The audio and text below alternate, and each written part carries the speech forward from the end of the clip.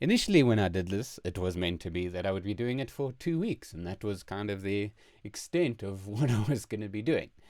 However, um, since the president's announcement last night that we will be locked down for a further 2 weeks, I guess I'll be doing this for 3 weeks now. So, welcome to season two. I will try to keep them as interesting as possible. Make sure that if you're watching this, whether on Facebook or YouTube or Instagram, obviously let me know what you want to see, if there's anything you want me to focus on. I have some ideas in mind of what I think people might be interested in. So, for instance, today's live stream is going to be covering how I made the song that just came out today, the one with Apple Goulet and I. It is available on streaming platforms. Um, yeah, it's the first single off of my EP. So if you enjoy it, thank you. Make sure that you download it. Make sure that you share it with your friends. I'm going to basically be running through how I made the song in this tutorial, I guess it is. So the initial idea was I wrote the song around 2016, especially the guitar part. There wasn't much to it at the time, as you'll hear. This was it started out as like just a weird. It was at the time that like what was his name, Robin Schulz was big, so it was like quite. The focus was on guitar and on making something sort of deep housey. So I basically decided that I wanted to make something that was along those lines. And when I was writing it, I'd had these sort of guitar notes in my mind for a long time. I mean, I'd had the idea to make this song for, I can honestly say, 10 years. Like, I'd had the melody in my head. I just had no idea what I wanted to turn it into. I'd written these guitar pieces before I'd even decided that I wanted to make music full time. So I'm glad that it's finally out. I'm glad that I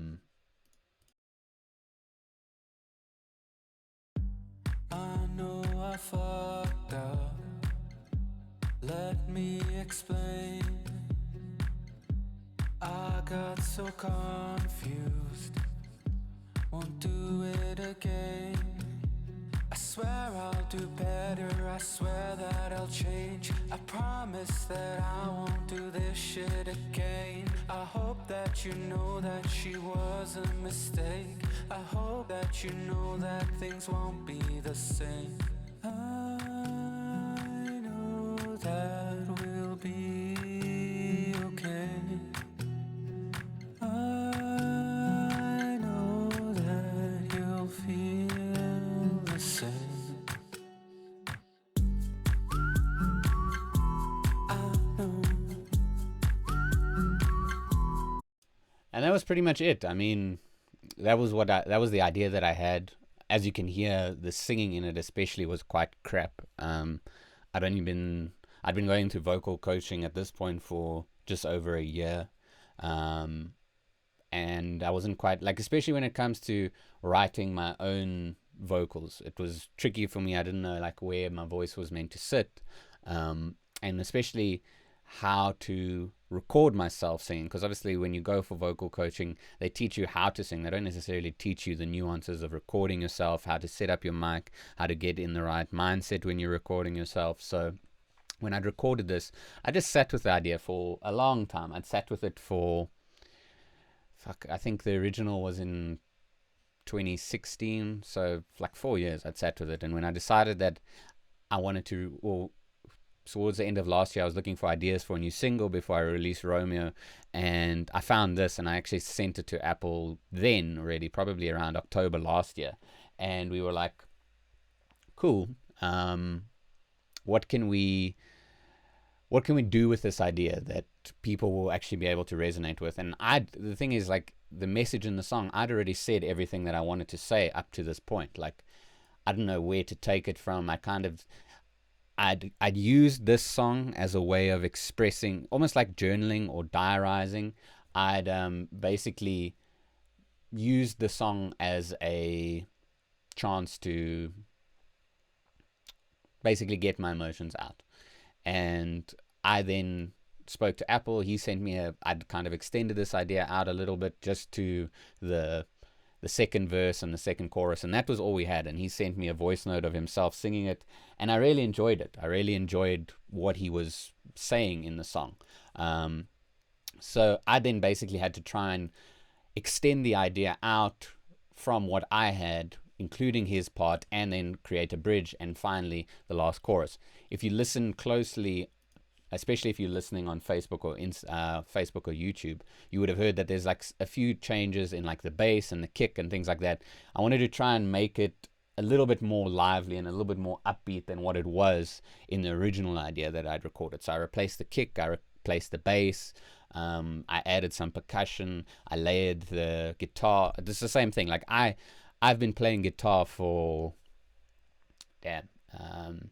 probably since I was about 8 or 9 years old, but I've never learned to play. That's the thing. I've never put the effort into actually learning how to play guitar. I've just kind of played guitar as a way of the same thing as a song, is just kind of fooling around, using it to create ideas that I never really use in songs, but using it just to create ideas and express myself. And I'd had this guitar in my mind for a long time. I actually want to check if I have the original guitar recording here somewhere. Sorry. No, it doesn't look like, because I basically chopped and changed. Oh, no, wait, here's the original guitar. So I'm going to play you what the original guitar was. It was played off a really crappy Ibanez guitar that I have, that I bought off of Take-A-Lot. I mean, that should say a lot. I'd bought it off of Take-A-Lot, and when I'd written the song, the like intonation of the guitar is really like shitty. The what is the word I'm looking for? Not the tension. There's a specific guitar term. It's just really hard to play this guitar. I've had guitar, like guys come in, or friends of mine come in to play guitar in the studio, and they've played this and they're like, this is a really crap guitar. But I really loved the sound that the guitar gave. So I'm going to just mute all the effects on the guitar, and you can hear. So I just need to do this, because the problem is I'll like put plugins on the instruments, and then I'll actually forget, or I'll just like mute them and leave it. I don't end up turning it off. So I actually have to do this so that I remember what was actually on the channel, because I've never actually gone through the effort of taking the stuff off. So now I know that everything is there that I need to mute. So this was the original guitar that I'd recorded in my house. I was still living at home with my parents at the time. I had a nice setup there. This was the guitar that was originally in it. So I just want to do this quickly, because I see the limiter is not on the master.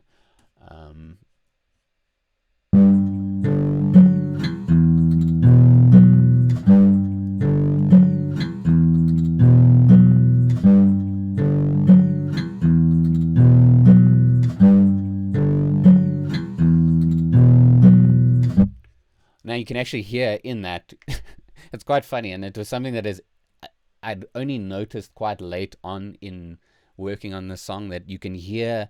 Obviously my nose was blocked or something in it, that when you can hear the whistling of my nose. It's like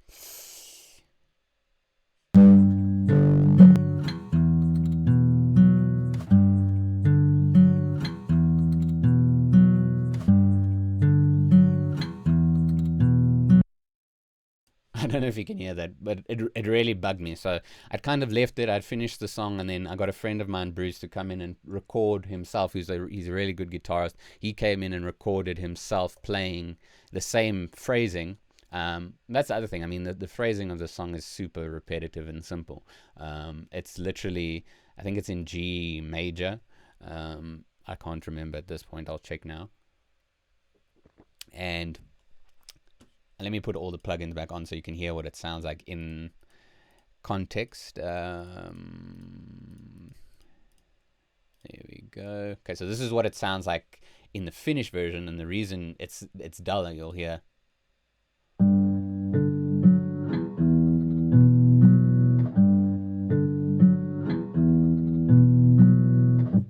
So you can hear it's a lot duller. I had to take out the high end because I couldn't actually get rid of that whistling of my nose. So I really liked the tone of the guitar. It was one of those things, like if you've ever made music yourself, if you're a producer and you're watching this, especially if you have some experience with finishing songs that start out with like a really shitty recording of something, whether it's yourself making um, like a, I actually don't know what, apart from like vocals and actual instruments, but like I know I work a lot with Tim on music, and he's also acknowledged that like when you record yourself singing, sometimes you record it really crap, but you get so used to the sound of it that you love it, and you can't go back to something that sounds more polished. And that's exactly what happened with this. Was I hated how this sound, like my nose sounded in this, but when I heard the clean recording, so like this is a clean recording. Jeez, look at all these plugins. Um, when I heard the like clean recording of a guy who can actually play guitar, trying to play this phrasing, I was like, it's cool, like it sounds cleaner, and this is what you would want in a recording, but I really hate it. Like, no offense to him, but I really hate how this sounded compared to the shitty recording that I'd originally had. So this was a one mic setup of him playing.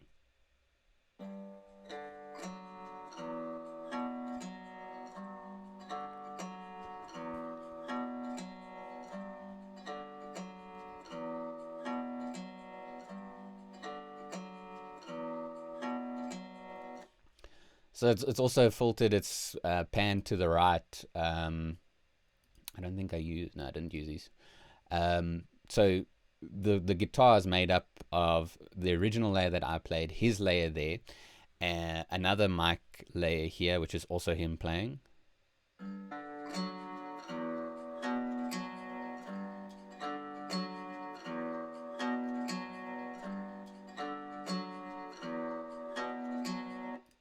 So it gives a nice stereo effect. So with all of the three playing together.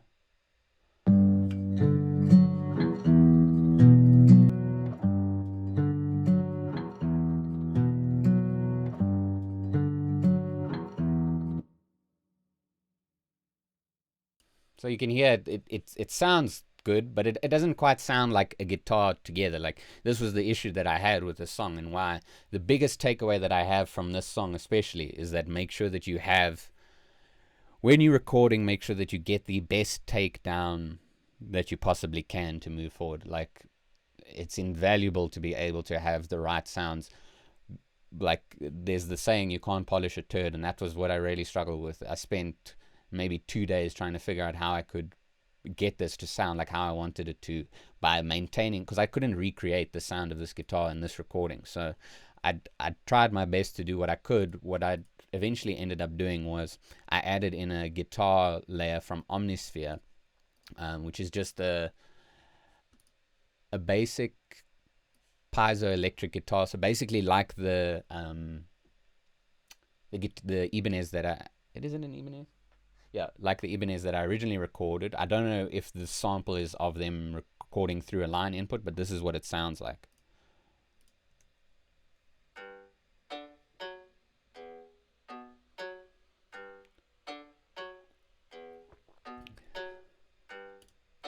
I just needed something that was more plucky. So now with everything together, it sounds like this.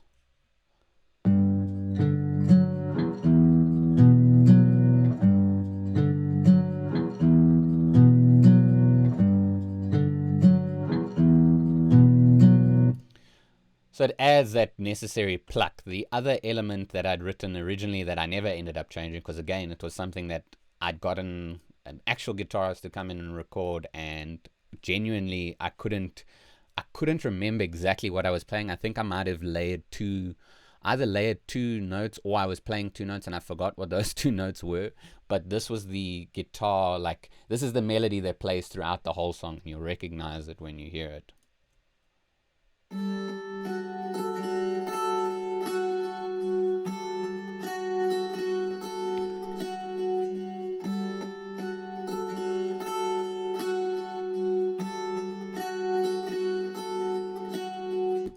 So that was the main guitar melody that plays over the other one. I decided that I wanted to have, especially if you watch the music video, you'll see that it doesn't start the same way that the song starts on iTunes and streaming services. It actually starts with this coming in here. Sorry, I don't know why this is. There we go. You'll hear that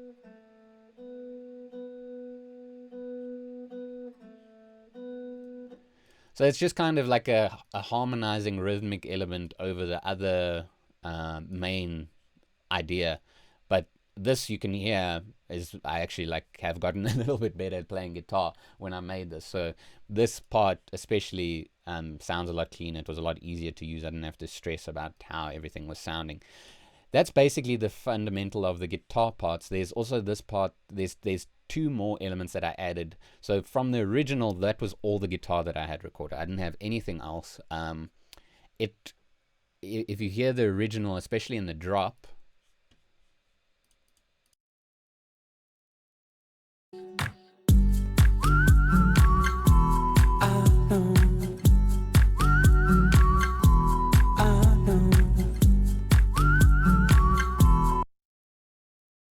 You can hear that it's a little bit more chilled than the final version that's available now. The elements that I decided to add was obviously, as I mentioned earlier, I wanted to try and make it more vibey and upbeat. So I added a couple more guitar elements to kind of make the drops. I used let me just call it the core or the hook. Let's call this part the hook, and I added parts into the hook to just make it a little bit more impactful.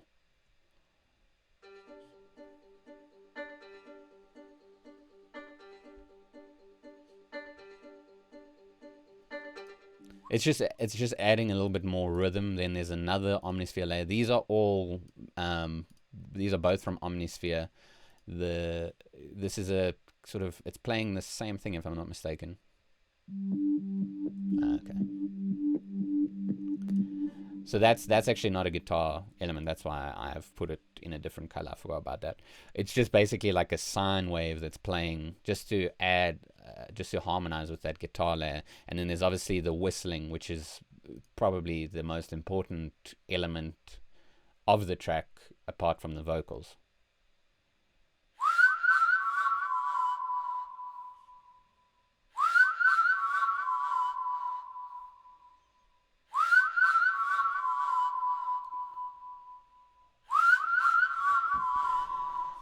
So that's the main hook of the track. I mentioned earlier I changed the bass line as well.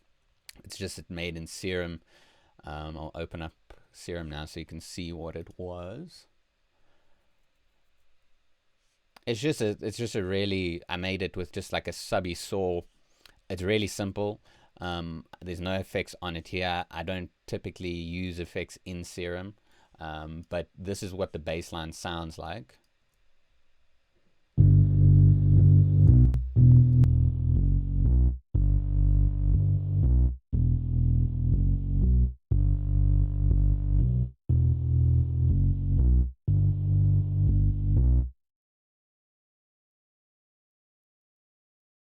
So you get that it's just really basic. It's like I'm imagining, I try to make it sound like a distorted bass guitar, but because I'm using Serum, it's a lot more consistent than if I had actually recorded myself playing bass guitar.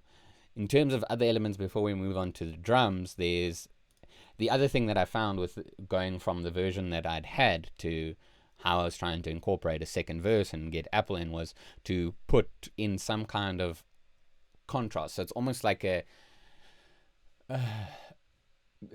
A and B section. So the A section is mainly just guitar, it's me singing, and then it moves on to Apple, where this, like, it's almost like I had to find a sound. I wasn't doing this deliberately, but it makes sense why I chose it. Was you hear that it becomes a lot more emotional when these keys come in.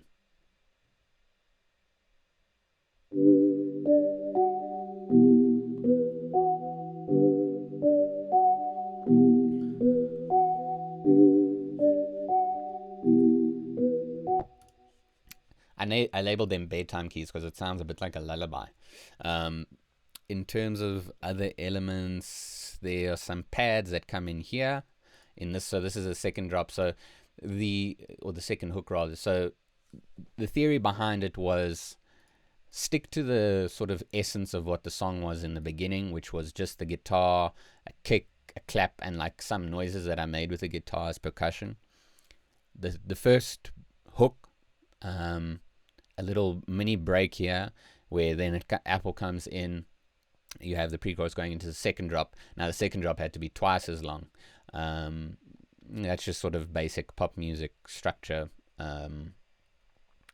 But it had to have extra elements that kind of added to the impact of the second hook. The elements that I added were obviously more drums, as you can see here, but then as well as adding in these 2 layers of pads.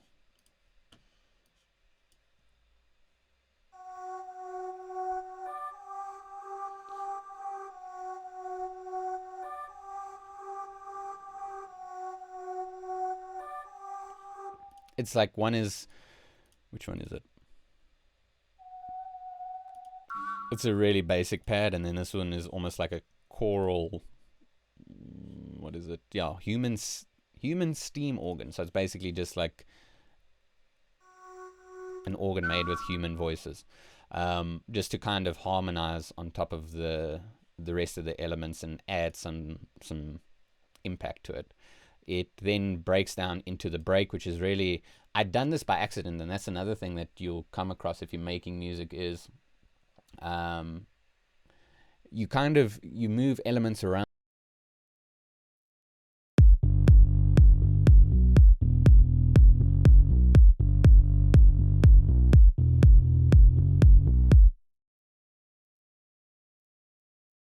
I really did like that. And that is why I then chose that as the bridge, because you hear the guitar, and especially that guitar melody played throughout the whole song. It needed a moment in it where it broke down from having guitar to just something else. It could have been chords, could have been just drums, could have been whatever. I just chose that. I really liked how this kick and this bass sat together, so I wanted that to be the bridge. And then finally it goes into the last hook chorus. Sorry, I'm making myself dizzy doing that as well. And you have the same elements. There's another pad that comes in here.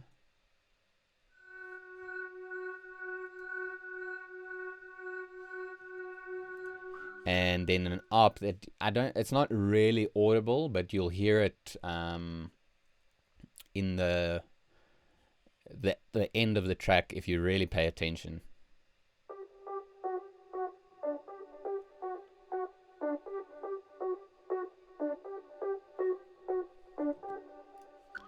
It was just a way of me trying to add some extra interest, that this last hook was a little bit different from the second hook, because, as I said, it becomes quite repetitive. So we're going to move on to the drums now. It's really simple. It's not a very intricate drum pattern.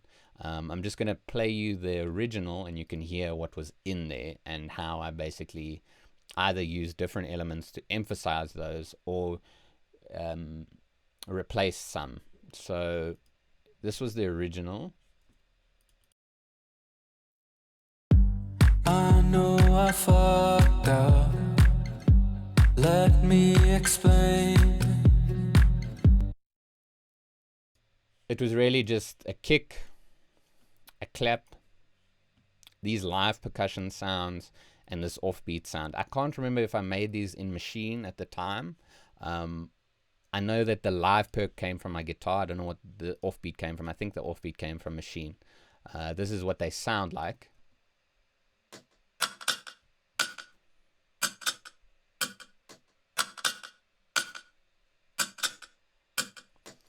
And there's not much to it. It's really simple. And then the clap was in there as well.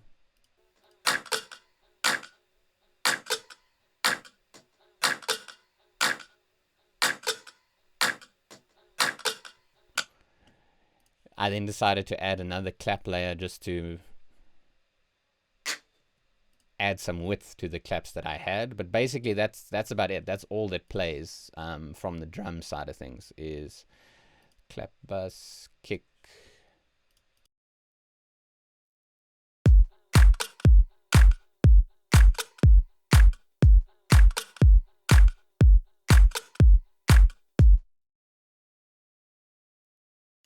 It's very simple. Then I think that's everything. Then there's this mix shaker. It is a loop from somewhere. I can't remember where it's from. I can't remember if I made the loop or not. As I said, it's a very old project. The main shaker idea was this.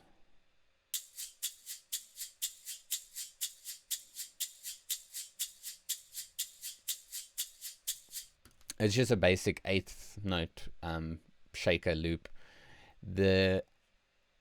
I then added, so that when I started taking the original drums and wanting to add layers, I wanted to try and make them a little bit more interesting, and obviously fill them out, because it was, at the time, there were only like 3 layers.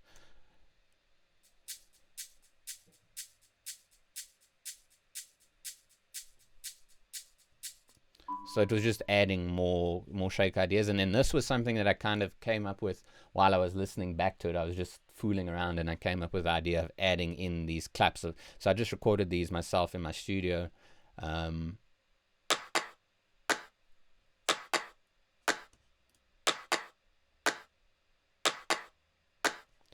I just added some compression, some sample delay, and some bit crusher onto it. So altogether the drums sound like this.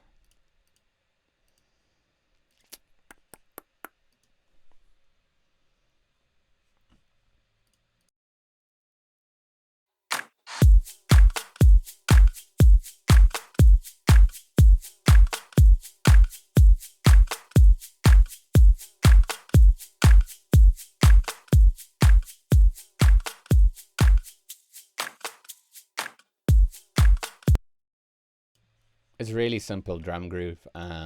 It's very static, but it goes nicely with the sort of emotion of the track. It's not a very driving drum loop. Everything sort of stays the same for the second verse, and then you get to the second chorus where I started adding more layers.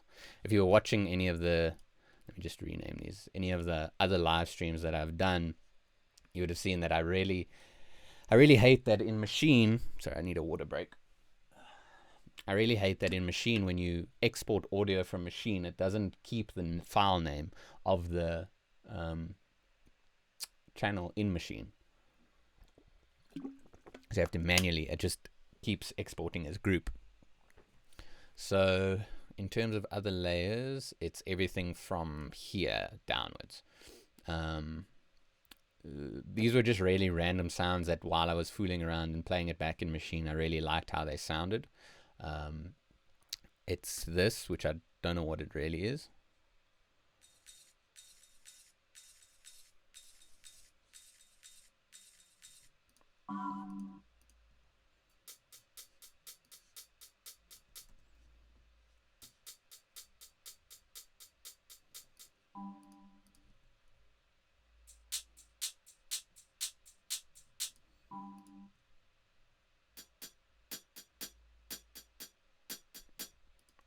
So all of these drum elements really just add to the same groove that was already there. There's no like small hits or anything that's changing up the groove between choruses.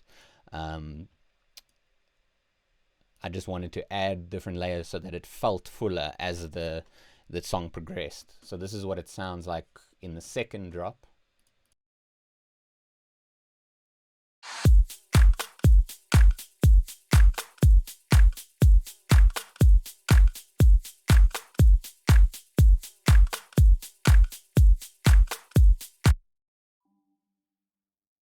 So as you can hear, it's getting fuller. I'll explain some of the effects and stuff in a moment.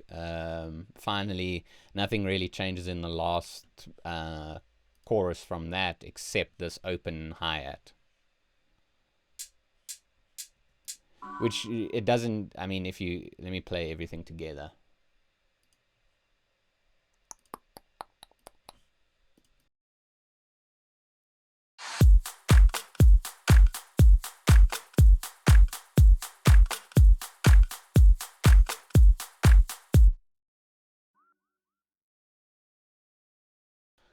So that doesn't mean you can't really even hear that. But the thing that you can hear was there's another layer, which I think, I don't know if I recorded this myself or if it came from Maschine, but it was just, now it was taking claps and making that reinforce the eighth note groove.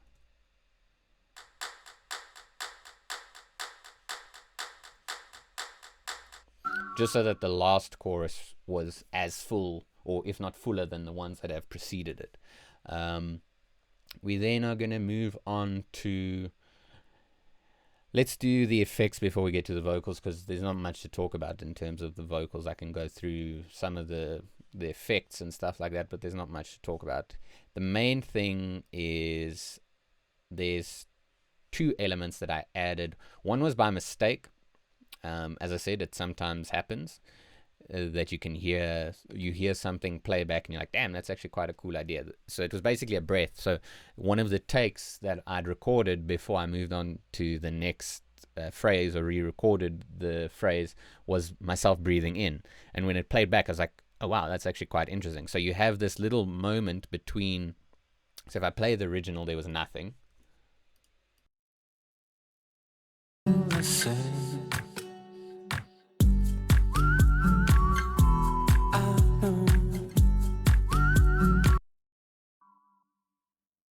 Whereas to try and make it a little bit more dancey, I added in some white noise and a few effects over here. But the breath really adds a nice texture. So I'm going to just go and let's choose these. So it would play like this.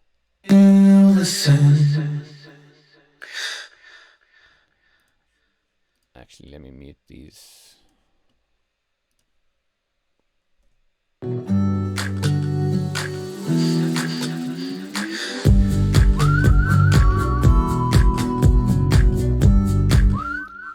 So as you can hear, the breath, it kind of, the idea behind it is, because it's a reverse sound, and it's quite a popular thing for dance music producers to do, is that you reverse a sound so it creates movement that almost sucks you in and draws you in. And I felt like with the breath that really helped. The other element that really helps was I was looking for 4 elements to reverse and bring into the drop, and the one was a clap. It doesn't sound anything like a clap, it just kind of sounds like some white noise. But I really liked how it added to this effect of like bringing you in before the drop. The other thing is a white noise riser.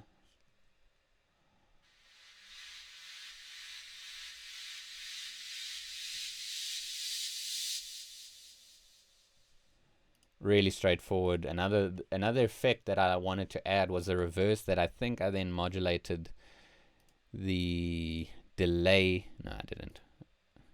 That was on a different. I think I got rid of the modulation on this. I'll show you the modulation that I used.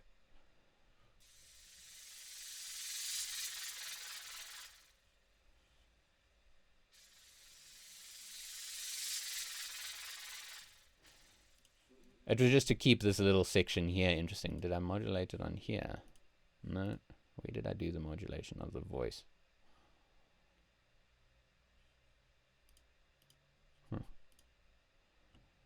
Maybe that was in a different track. Okay, I suppose that's the modulation there. No? What's this? No. Yeah, so if you hear it just kind of adds a nice movement between the pre-chorus, which is here, or chorus, and the drop.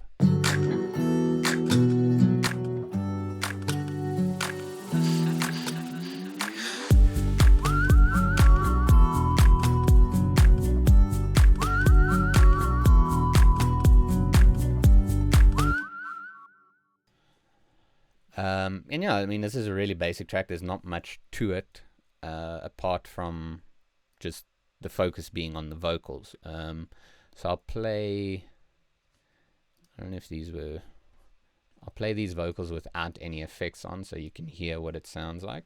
These have been tuned.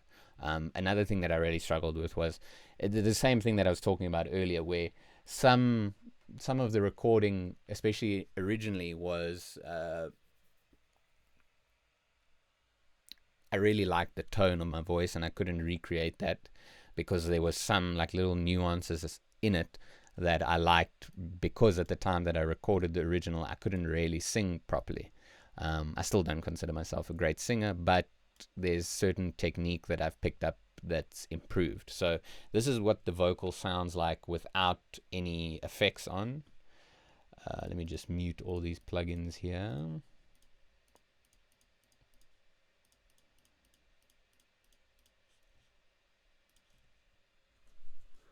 I know I fucked up.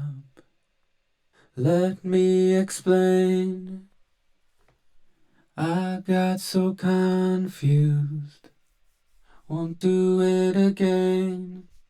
I swear I'll do better, I swear that I'll change. I promise that I won't do this shit again. I hope that you know that she was a mistake. I hope that you know that things won't be the same. I know that we'll be okay. I know that you'll feel the same. So I mean, it's really straightforward. As you can hear, especially here in the bridge, this was the original recording, so it was really a struggle for me to try and sing in that placement. So there was some, as I said, there were some nuances to it that I really didn't like, and there were some that I really did like, and I wanted to try and keep those. So instead of trying to re-record it, which I couldn't get the timbre right and the tone that I wanted, I just re-recorded myself singing that part and layered it over that, so it kind of disguised the fact that I couldn't sing that really well. So we have the effects now. It starts with, I'll go through all of the effects. The UAD Neve preamp. I know I fucked up. Just some EQ to get out of the low end. Vocal Rider to help with some of the I think I might have even, yeah, so before I comped this from a different take, I'd actually gone through and done gain automation on all of it, so that there was consistency in the singing. So Vocal Rider helps with that. Sorry, let me just move this. So Vocal Rider, FabFilter,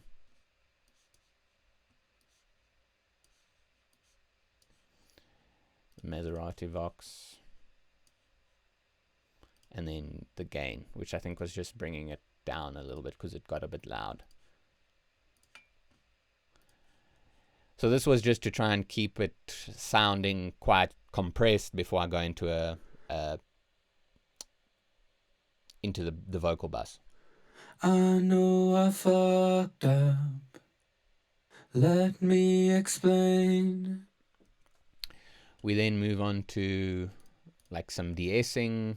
I then put Nectar on. So again, it was like trying to keep the vocal tuning that I'd had, or the vocal effects that I'd had before. Obviously, because I really liked those, I wanted to try and keep it sounding consistent. So like some of the arrangement of these plugins isn't typically how I would work, but it lends itself to the sound that I eventually got used to. The other technique that I use, as you can see on this Vox bus, was you can do it in two ways. You can either send the vocals to a delay aux and send different volumes, so it sounds like this. I know I fucked up. And have those delay throws through automation like that. Or you could alternatively bounce this out, have a separate channel and have the delay on that, and then cut or unmute or do gain automation on that channel. So instead of actually just having one track, you have two tracks, and this is a completely wet reverb that you're only bringing in and out as the song goes along. So I just chose to do it this way. In some of the other tracks from the EP, I chose to do it the other way. There's no real difference. You actually have more control if you do it the other way, not this way. So moving on, the other thing that I did was just add in a reverse of one of the first syllable of the chorus, so that it moved from one section to another.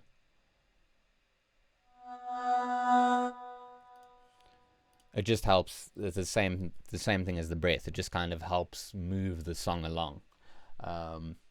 We then have the chorus, which, if you hear all the layers together, doesn't sound as bad as what it did before.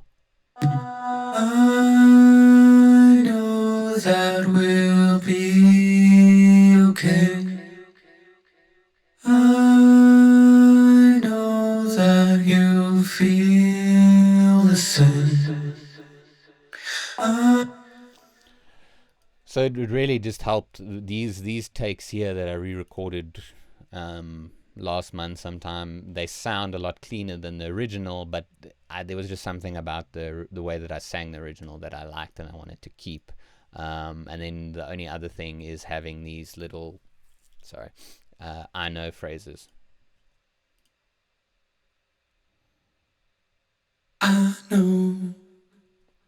And it was the same kind of thing. It was just a technique issue with the way that I was doing that, where you can hear like this sort of grungy part of my voice that I don't like now that I hear back at it. But when I tried to sing it cleanly, it just didn't work. Somebody on Instagram asks, is this track available for listening? Yes, it is available for listening. It's out today. You can find it on streaming platforms. Otherwise, the music video is up on YouTube. Go and check it out now, I guess. And then we're going to move on to Apple's Voice. I don't think I didn't do the mixing of Apple's Voice in this project. I did it in another project. But you can hear what his voice sounds like with the effects on. I know I fucked up. I did it again. I'm sorry I lied to you. Say. I think it might be a characteristic of the Rode mic that I use to record. That there's a lot of sharpness and it picks up a lot of, what would be the right phrasing? I don't know. It's just the tone of the Rode. I think for this I used the Rode NT1A because it sounds a lot harsher than the NT2A. But what's the word I'm looking for? There is a certain tone with the NT1A that I really liked in my voice and in Apple's Voice. I think I'm talking currently through the NT1A to do these streams, but I just really liked it. But you do hear a lot of sharpness, especially in the lower register of your voice. I know. You can sort of hear that in the eye. It's like, ah.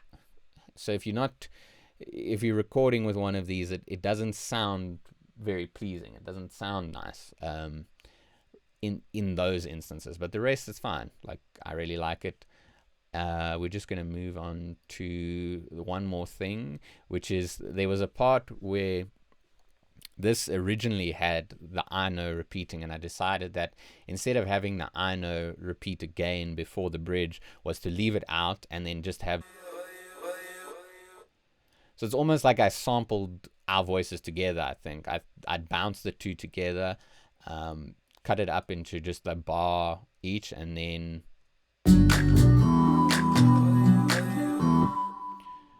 that then carries into the bridge.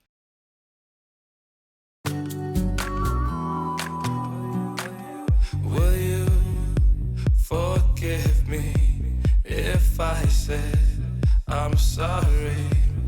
Will you forgive me if I said I'm sorry? I know.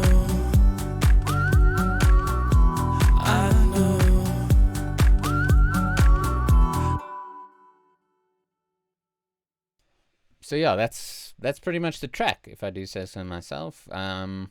There's like this little drum fill here that's also there.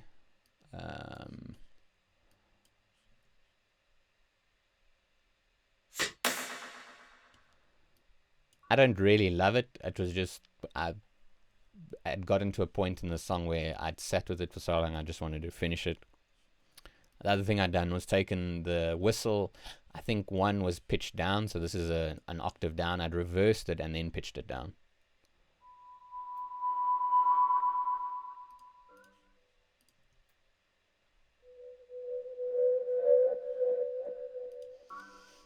I can't actually remember. I don't know which one. I don't know if this is actually an octave down. But anyway, it just kind of helped move the song along, as did the reverse of the vocal and of the breathe.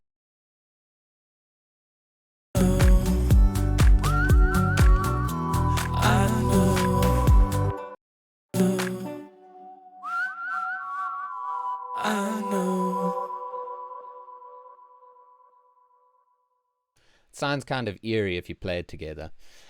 So yeah, that is my live session for today. I didn't want to make a song on the day that I'm trying to promote another song, so I decided that I'd rather show you how I made this track. It's really simple. If you can record, like if you're interested in making acoustic house or whatever you would classify this genre as, anyway, all the elements are there. I've shown you pretty much everything that I can show you. Yeah, I hope that you enjoyed it. I hope that you enjoy the track. If you do, make sure that you share it with your friends. Make sure you share it with your family. It's a really personal song from both me and Apple, so I appreciate it if you do like it and you do support it. Yeah, this is season 2 of the lunchtime lockdown live stream. I'll be doing it for the next 21 days, I guess. It was only meant to be for another week, but hey, we all stuck at home. Might as well see what we can do together. I appreciate it. Thank you for watching, and yeah,